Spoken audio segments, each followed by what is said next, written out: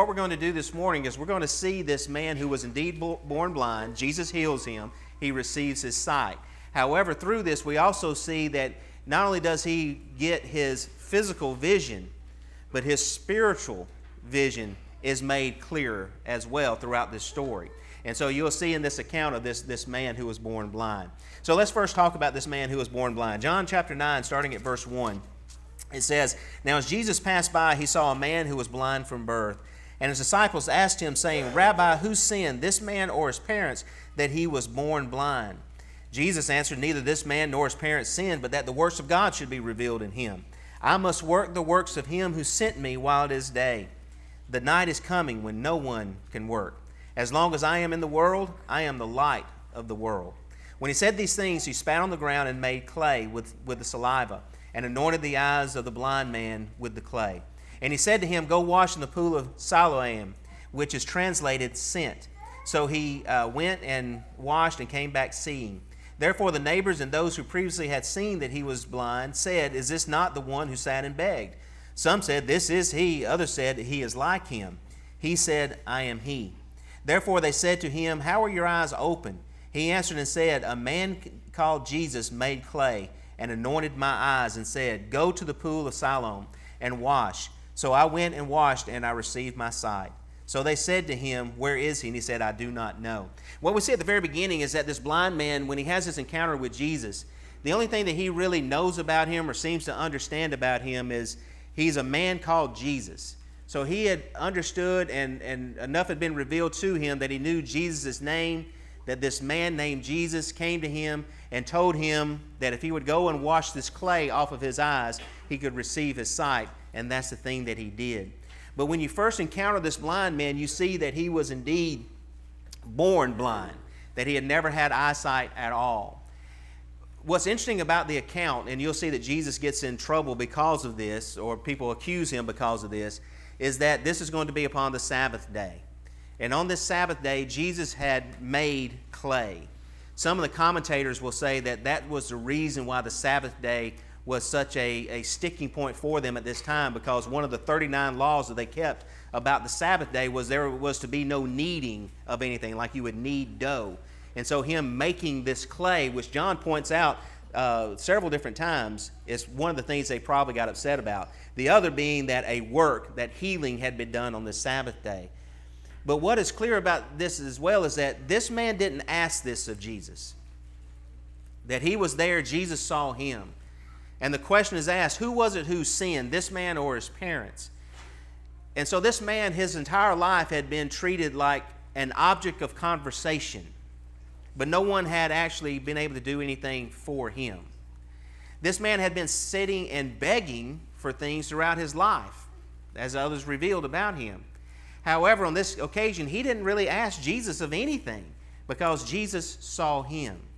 And so when we think about how it is that our faith sometimes happens, it does come about by understanding about this man named Jesus. And as it says in Titus 2 and verse 11, the grace of God that brings salvation has appeared to all men. It's not necessarily something that you've asked for. It's not something that you were seeking. You've been asking and begging in a lot of different places for a lot of different things. But this man named Jesus had appeared on the scene at one time and offered grace to all of mankind. And that may be all that you know at this particular point in your life. But just as it is with this blind man, it has appeared to everyone and it's made available. The question I want you to think about this morning is this.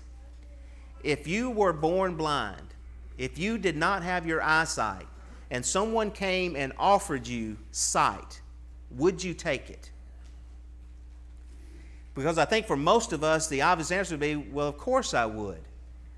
What Jesus is offering you is not physical sight so much as it is spiritual sight. Will you still take it? That's the point of this entire chapter. And so Jesus does indeed heal this man by telling him to go and wash in the pool of Siloam and to come back, and he does come back seeing at this particular time. This is not something where the man himself, the power was in himself to do this thing. He simply went and obeyed. And just as it is when we talk about the grace of God, in Ephesians 2, 8 and 9, it tells us that we've been saved by grace through faith, that it's not of ourselves, it is the work of God, so that none of us should boast. It's not anything that we can say that we did this thing ourselves. This man didn't ask for it. It was given to him. It was a gift. But he had to do the thing that Jesus told him to do. So he went away obeying, and he came back with his sight. Did this man heal himself? Obviously not. Was the power in the mud or the water that he washed with? Obviously not. However, he came back seeing because he obeyed that what was given to him. So one of the things you may understand about Jesus this morning is that he's a man who said he came to give grace. And this is the way by which he has said that he would give that grace to you. It is a gift from him that if you will wash, you can be cleansed and you can have that salvation. That's no different than what we see here in this story. One of the things that's interesting to me too, and that commentators have varied opinions on, is why it was that Jesus chose to do the miracle this way. Because on other occasions, Jesus would just speak the word and people would receive their health back, their life back. Then on other occasions, he would heal a leper by touching them. But on this occasion, he does something a lot different in that he makes this clay. He takes his spit and makes the clay. Some commentators believe that there's a connection between the dirt that he used to make the clay and the idea of Genesis 2, that from the dust of the ground, God created all of mankind. And it is interesting that this man had never seen before, and this is, in a sense, a creation event, in that he had created vision within this particular man. What was also interesting is that many of them draw a very strong connection between the spit and the idea of life-giving spirit, which I cannot understand that connection. However, that was something that Jesus actually used. My opinion is this, because I don't know, this text just simply doesn't tell us. My opinion is this man does not see Jesus again, or does not see Jesus at all until the end of the story. However, there is no one in John 9 who sees Jesus more clearly than this man who is blind.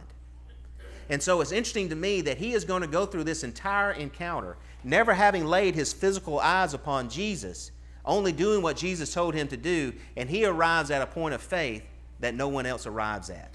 That to me is a very interesting thing about this encounter. In the next several verses, starting at verse 13, it says, "So they brought him who was formerly blind to the Pharisees." And John points out in verse 14 that it was the Sabbath when Jesus made clay. He points that out once again and opened his eyes. And so the Pharisees asked him again how he had received his sight. He said to them, "He put clay on my eyes, and I washed, and I see." Therefore some of the Pharisees said, "This man is not from God, because he does not keep the Sabbath." Others said, "How can a man who is a sinner do such signs?" And there was a division among them. Then they said to the blind man again, "What do you say about him, because he opened your eyes?" He said, "He is a prophet." And so this man has now come to a point where not only is Jesus someone who is a man, but he's had a little bit of time to evaluate what has happened. And now he's being cross-examined, and he hears this division that's occurring between many about this Jesus and who he is, and how can he be someone who is right with God because he did this thing on the Sabbath day. Yeah, but how can someone do these things unless God is with him? He hears these types of arguments, and he concludes there must be something about this Sabbath day that they've got wrong. This man has to be someone sent from God. He's a prophet.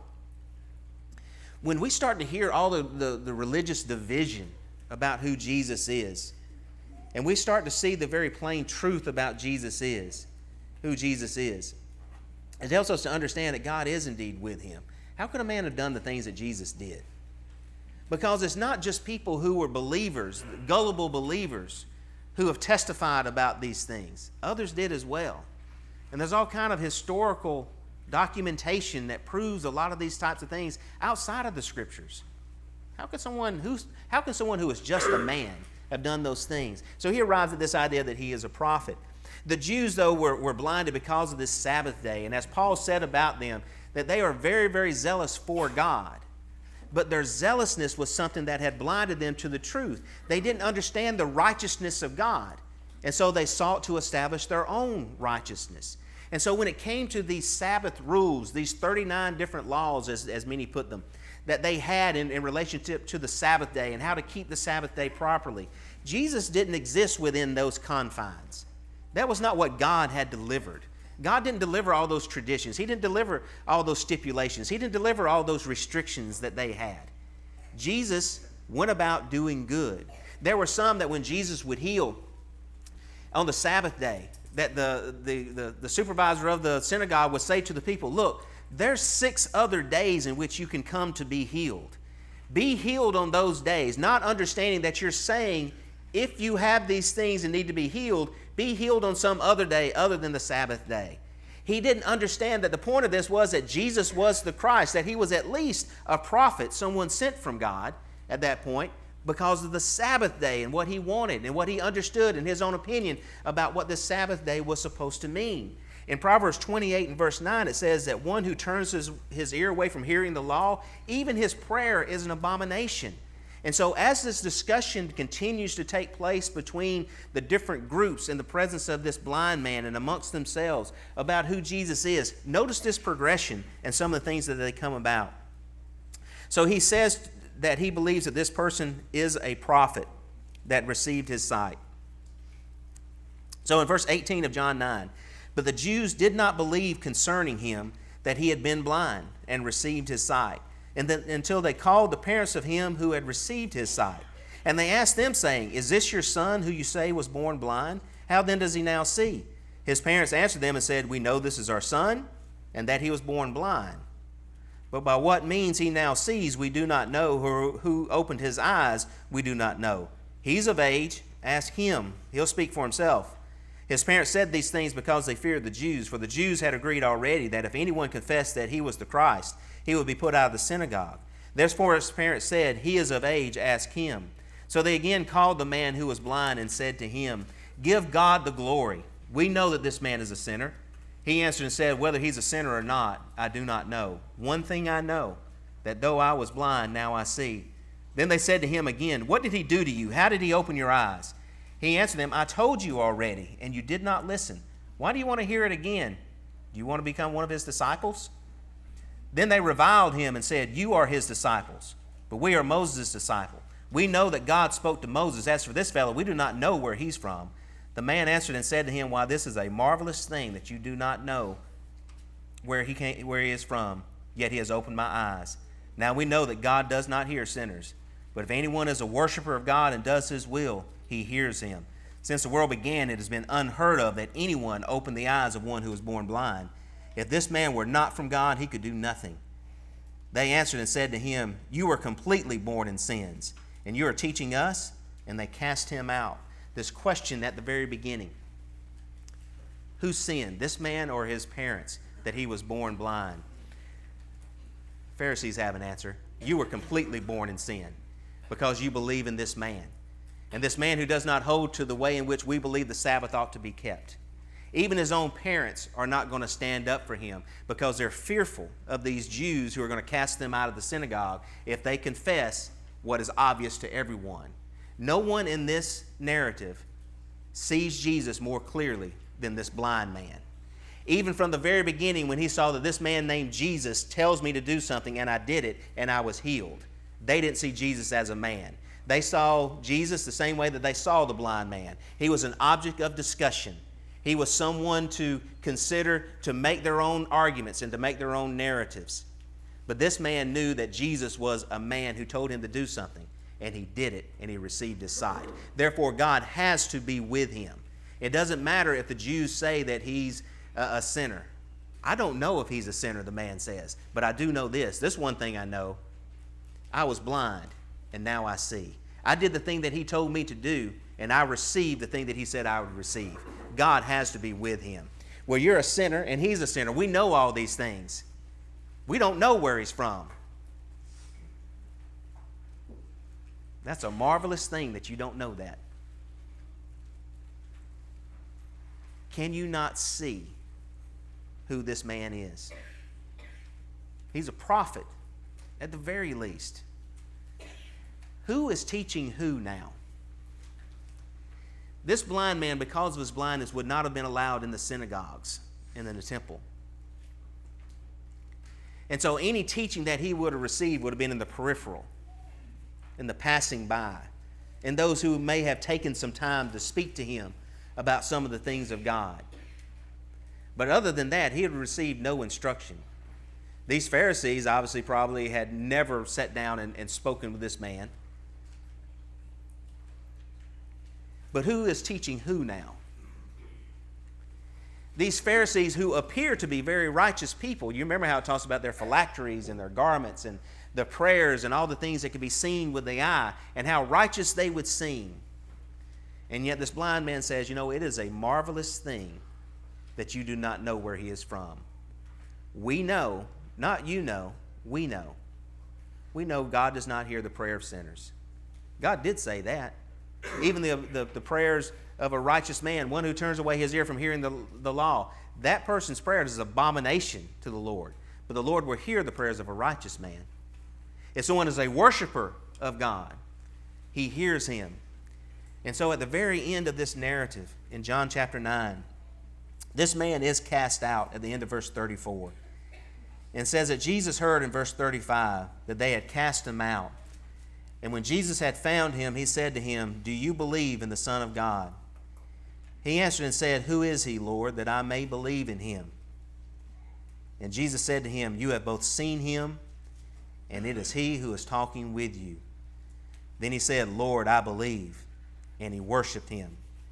And Jesus said, "For judgment I have come into the world, that those who do not see may see, and that those who see may be made blind." He says, "Lord, I believe."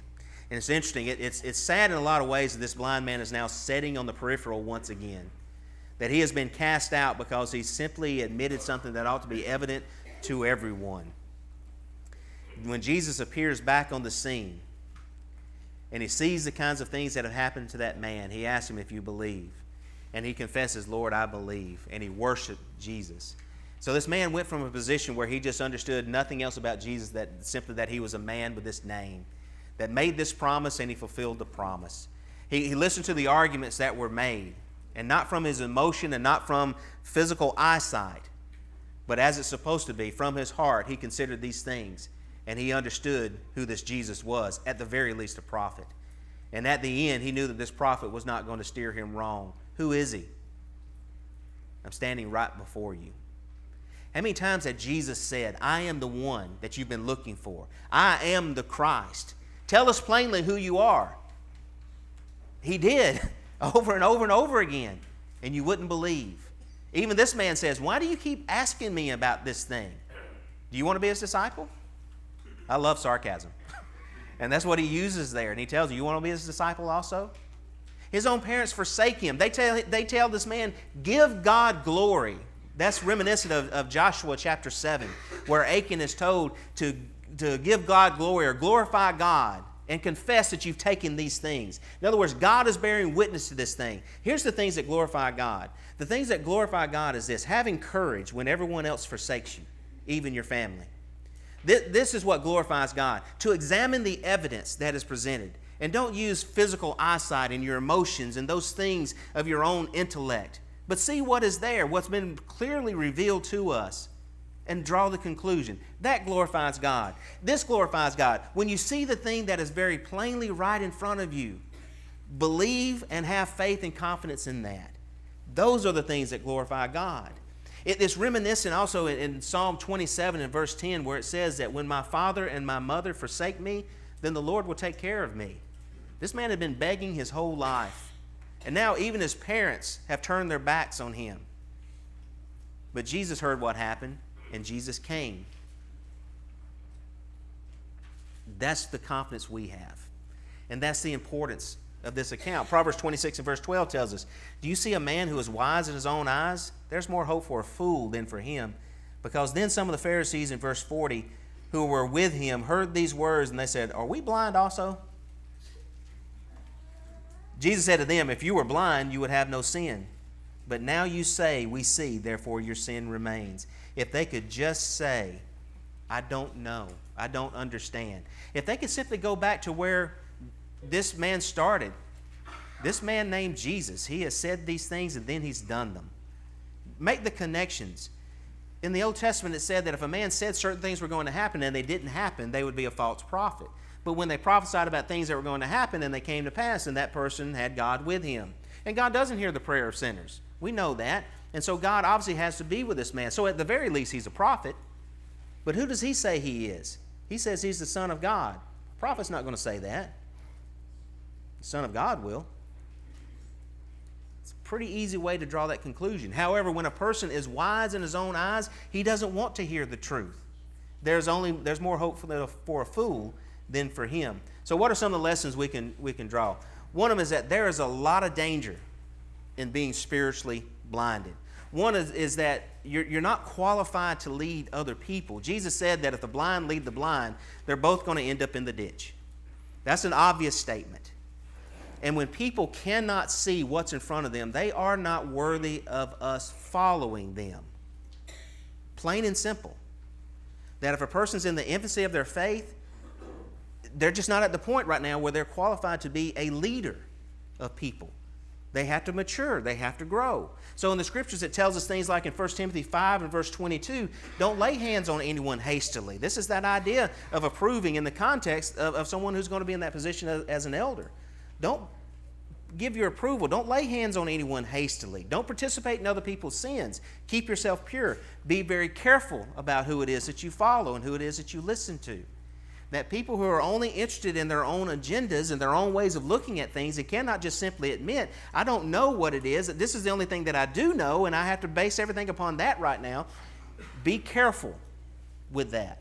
Because if you're being led by someone who is blind, you're both going to fall into the ditch. Proverbs 18 verse 2 in the ESV says, a fool takes no pleasure in understanding, but only in expressing his own opinion.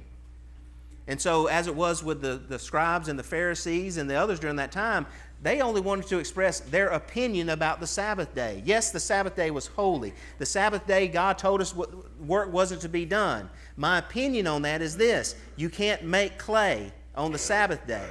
That violates God's law.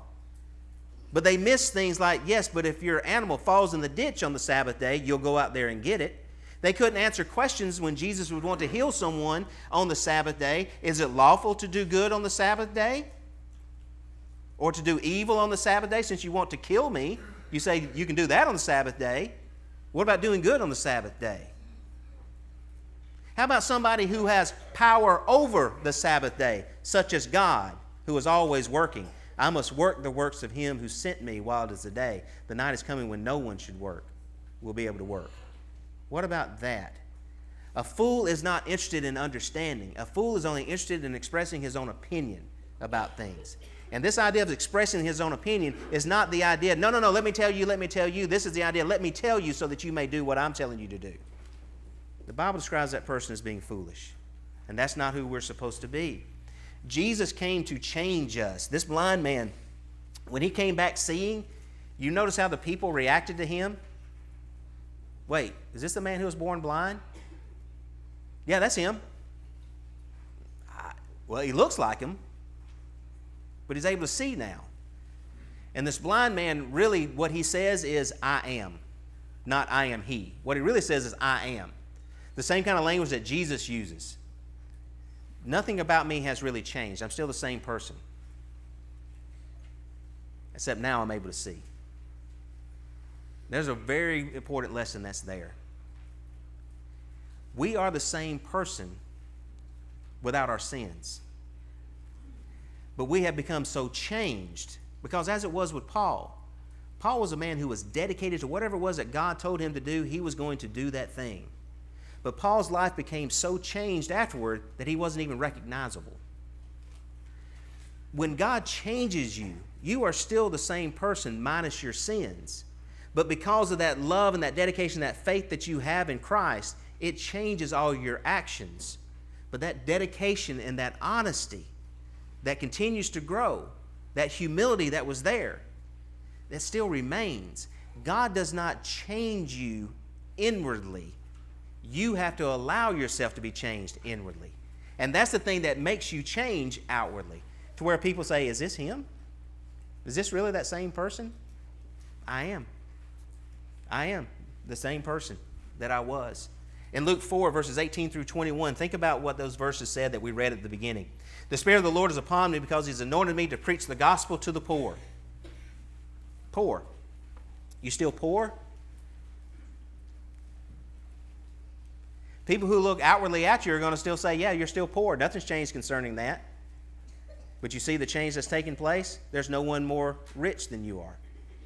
He talks about preaching the gospel to the poor, to those who, and to heal those who are brokenhearted. To others it may still appear that you're brokenhearted. To proclaim liberty to the captives and recovery of sight to the blind. All of these things outwardly people may still see in you. And you have to tell them, I am still that same person, minus a lot. I'm no longer blind. I'm no longer poor. I'm no longer captive. I am set free. It's interesting that the Sabbath day was one of those days that it wasn't just because a person was supposed to rest upon the Sabbath day. That wasn't the point of it. The point was to understand that the rest that God gives, the deliverance that God was giving to His people, that God was going to give an eternal rest to His people. That was the point of the Sabbath day. And so they were saying that the Sabbath day is the worst day to be setting people captive, who are captive, free from their oppression. The worst day? Sabbath day was the best day to do that. And we changed what it was that Jesus was actually sent to do. And so, recovery of sight to the blind, to set at liberty those who are oppressed, to proclaim the acceptable year of the Lord. Then he closed the book, gave it back to the attendant, and sat down. And at the end he says, today this scripture is fulfilled in your hearing. And the reason being is because Jesus is indeed that true light. There are a lot of things that can lead us. There's a lot of things that may seem like light. But in John 1, starting at verse 6, it says this, that there was a man who was sent from God, whose name was John. This man came for a witness to bear witness of the light, that all through him might believe. He was not that light, but was sent to bear witness of that light. That was the true light, which gives light to every man coming into the world. He was in the world, and the world was made through him, and the world did not know him. He came to his own, and his own did not receive him. But as many as received him, to them he gave the right. That means the authority. That means the power to become children of God, to those who believe in his name, who were born not of blood, nor of the will of the flesh, nor of the will of man, but of God. And so in John 1, verses 6 through 13, we see that Jesus is indeed that true light that God gave. This light has appeared to everyone. This morning it may be that the only thing that you know about Jesus is that there was this man named Jesus that we've been talking about. And this morning you heard that there were some promises that he made, and these promises were fulfilled. Draw that connection. He's at least somebody that God is with. And this prophet, God would not be with him, would not hear his prayers, would not answer if he was unfaithful. But he did answer. And this Jesus said of himself that he's the Son of God. And so the question I asked you before is the one I'm going to leave you with. If you were blind and offered sight, would you take it? This man allowed somebody to spit on the ground, make mud, put it on his eyes, and then tell him to go wash it. That's icky. Naaman was told to go wash in the Jordan. And he said, that filthy Jordan? But we know in both of these accounts, they both received what it was that they were promised. This morning, it may not be that you understand what the importance of baptism is about. If that's the case, let's study that. It may be that you're in a very infancy stage of understanding who Jesus is. If that's the case, let us help. If you're blind this morning, you're being offered sight. Will you take it? As together we stand and sing, won't you please come if we can help?